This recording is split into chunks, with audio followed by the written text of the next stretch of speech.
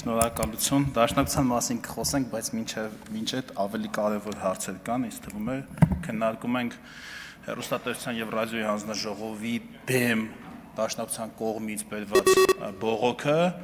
եւ մինչ բուն թեմային անցնելը ես կցանկանայի մի հատ ձեր ուշադրությունը հրավիրել մի հանգամանքի վրա։ Երկու օր մենք այս հարցը քննարկում ենք եւ ինձ մոտ տպավորություն է, որ մենք ոչ թե Հայաստանի խորհրդարանում ենք գտնվում, այլ Շվեդիայի, Նորվեգիայի, Բենելուքսի պետությունների, Շվեյցարիայի, այսինքն մեր պետականությունը, մեր ինստիտուտները արդեն այդ աստիճանի զարգացել են, որ կառավարության բերած բողոքը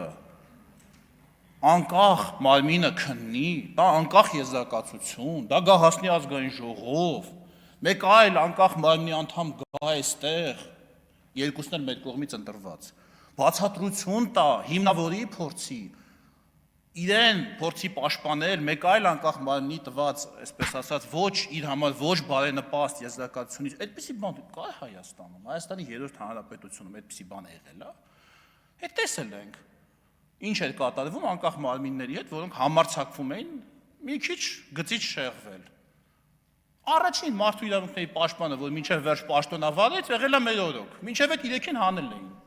Արմեն Հարությունյան, ով մարտի 1-ի վերաբերյալ ուղղակի ասել էր այն ինչ չէր կարող, էլի չասել, ոչ թե ես իմիջ հայ ելույթ էր ունեցել, ընդհանրապես ասել էր, որ տեղի անցել է եւ մարդու իրավունքների խախտումը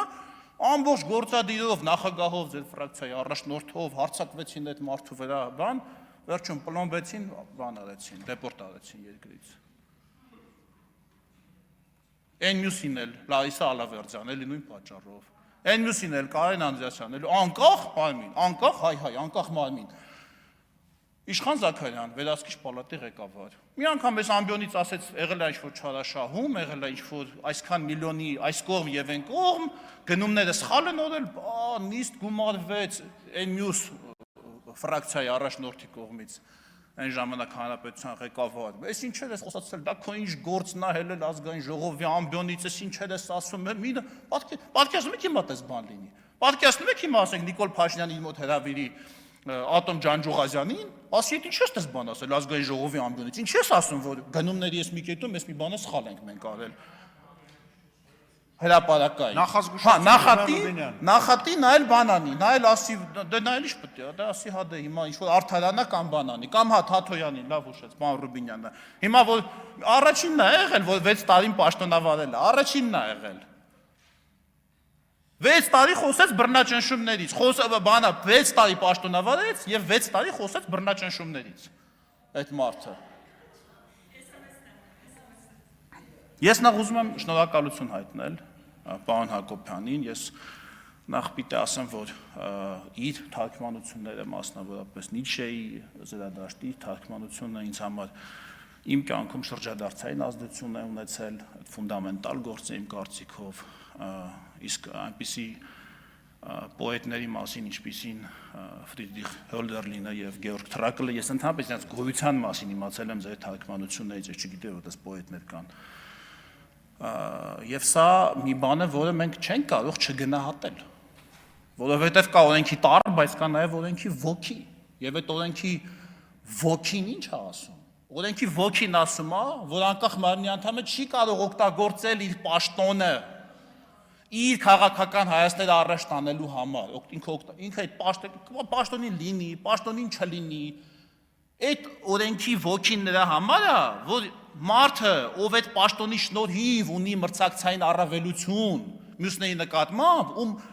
պաշտոնի նշանակվելուց հետո կարող ավելի շատ մարդ լսի եւ վստահի, քան մինչեւ պաշտոնի նշանակվելը, ահա այդ մրցակցային առավելությունը չօգտագործի։ Ինչ եք կարծում, Հակոբ Մովսեսին լսողները լսում են, ասում են,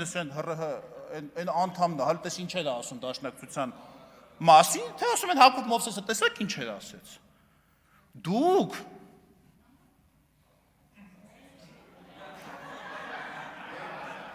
Դուք, հարգելի գործընկերներ, դուք օգտագործում եք իր պաշտոնը որպես թոփ։ Դուք օգտագործում եք ժողովրդավարության կանոնները ժողովրդավարության դեմ։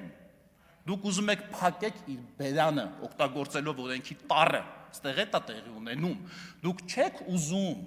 Դուք վիրավորված չեք, դուք զինաթափված եք։ Դրանք տարբեր բաներ են, պարոն Ավետիսյանն ասում է, ես վիրավորված եմ, ոչ, ինքը ձեզ չի վիրավորել, ինքը ձեզ զինաթափել է։ Այդ դա է, որ դուք իրան չեք ներում, եւ ուզում եք իր բերանը փակեք։ Եթե նա չլիներ ՀՌՀ անդամ, եւ եթե դուք լինեիք իշխանություն, դուք իր բերանը ուրիշ ձև կփորձեիք փակել։ Բայց քանի որ հիմա ուրիշ ձև չունեք իր բերանը փակել, իր պաշտոնով եք ուզում իր բերանը փակեք։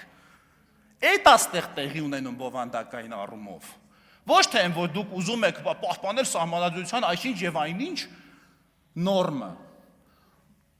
Մարտահրավերը, այո, դուք զգում եք, որ ձեր մոնոպոլիան քաղաքական մտային դաշտում վտանգված է։ Սրա կռիվն է։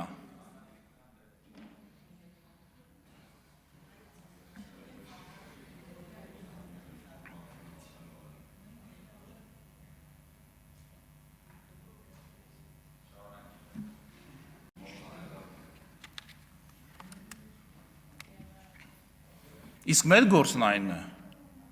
որ մենք պաշտպանենք ժողովրդավարությունը, մենք պաշտպանենք այն հնարավորությունները, որ կան 4-րդ հանրապետությունում, մենք այնպես անենք, այո արդեն, մենք այնպես անենք, որ երբեք այլևս հետ չգան այն ժամանակները, երբ անկախ եւ ինքնավար մարմինների անդամներին կկանչեն նախագահի կամ վարչապետի գրասենյակ, եւ կնախատեն այս կամ այն բառը ասելու համար մենք պարոն Հակոբյանի հետ մենք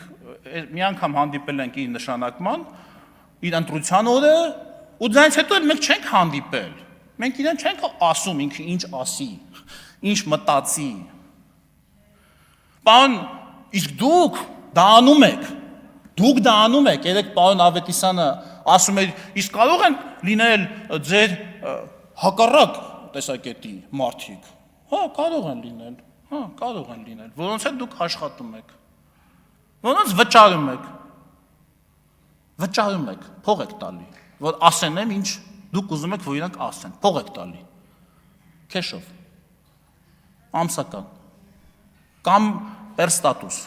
կամ պեր կոմենտ, չեք տալիս, տալիս եք, դա ակնհայտ է։ Եվ ինչ հա, ուր են այդ մտավորականները, ովքեր են իրան, գիտեմ էլ անուններ չտամ, հիմա բան չանեն։ Ինչ մի միտք են արտահայտել բացի բանից, անհոդաբաշխ ինչ-որ գորգորոցներից։ Ուր են, ես շատ կուզենայի լսել պարոն Հակոբյանի հակառակ տեսակետը, իր ասացին հակառակ տեսակետ, ոչ թե այդ վայնասուն, այդ բաները, այդ չգիտեմ ինչ ասեմ, այդ գորգորոցներն ու աղմուկները, այլ ինչ-որ միտք։ Ոչինչ, թող լիներ մի ուրիշ անկախ մարմնի անդամ։ Ոչինչ, ես խնդիր չէի տեսնի։ Եթե այս որակի քննարկում պետքա լինի, թող լինի։ Ես մենք դիմում չէինք տա ասեինք հələ բան արեք, եթե ինչ-որ մեկը ասեր, որ չգիտեմ, այսպիսի եւ այսպիսի խնդիրներ կարող են լինել քաղաքացիական պայմանագիր եւ այլ։ Բանտում հայտնվում էին Տիկին Գալստյան, ձեր օրոք եւ մինչեւ բանտ էլ չէին հասնում, մինչեւ բանտ չէին հասնում։ Մինչև բանտ հասնելը հայտնվում էին հիվանդանոցում եւ հետո կամ սուս էին մնում կամ արտագաղթում էին երկրից ասենք լավ հիմա ամեն ինչը ես հիմա այդ ամեն ինչը պիտի ասեմ ինչ բանտից մարդը այսինքն ինչից ենք խոսում ով է բանտում կներեք էլի ով է բանտում Բագրատ arczepiskopos Գալստանյանը Հա, բանտում է, ինչի համար է բանտում, որովհետև քարոզի ժամանակ ասելա քաղաքացիական պայմանագիր կուսակցությունը վատն է, ես 5 տարի ասում է, բա ինչի 3 տարի առաջ բանտում չէր, 2 տարի առաջ բանտում չէր, 4 տարի առաջ բանտում չէր, որովհետև խմբեր է հավաքել քաղաքում գույք վնասելու և քաոս ստեղծելու համար, չգիտեք դուք դա, չեք տեսել, Տիկին Գալստյան, նախազգուշացում, եվս 10 րոպե պարոն Եղոյանին ավելացրեք։ Այսինքն դուք պարոն Հակոբյանին ստեղ դատում եք, որ ասում եք խոսքի համար, դուք դատ եք անում, դուք ուզում եք այս մարդուն դատեք։ Դուք իրան բերել եք դատարան իր կարծիքը արտահայտելու համար դաշնակցության մասին, առանց բռնության, որը միայն կարող է վնասի ձեր հեղինակությունը։ Այդ մաքսիմումը, որ կարա տեղ ունենա, բանին, որ ասում են ավտոբուսները այրենք, յուղը ցպնենք, չգիտեմ, խոտի դեզերը վառենք, խմբեր ջոկատներ ձևավորենք, մաուզերները հանենք, այս վերջինը բան է, էլի, ալեգորիա է, չասեք դες բան չի ասել։ Հա, այդ մարդուն ասում եք խոսքի համար, այդ մեկը ասում է բան ան, կբերես այսքան փող կտաս, այդ բանը կլինի, ասում է դու խոսքի համար, դե խոսքով է ասել, ու ձեռը չի կողել ջեբը փողը անել, խոսքով ասելա փողը կտաս։ Բայց այնուամենայնիվ ի тем не менее մենք նաև կարծում եմ պարոն Հակոբյան չպիտի օգնենք ընդդիմությանը, որ իրենք ժողովրդավարության գործիքները օգտագործեն ժողովրդավարության դեմ, չպիտի իրենց տանք այդ հնարավորությունը եւ ես համոզված եմ, որ դուք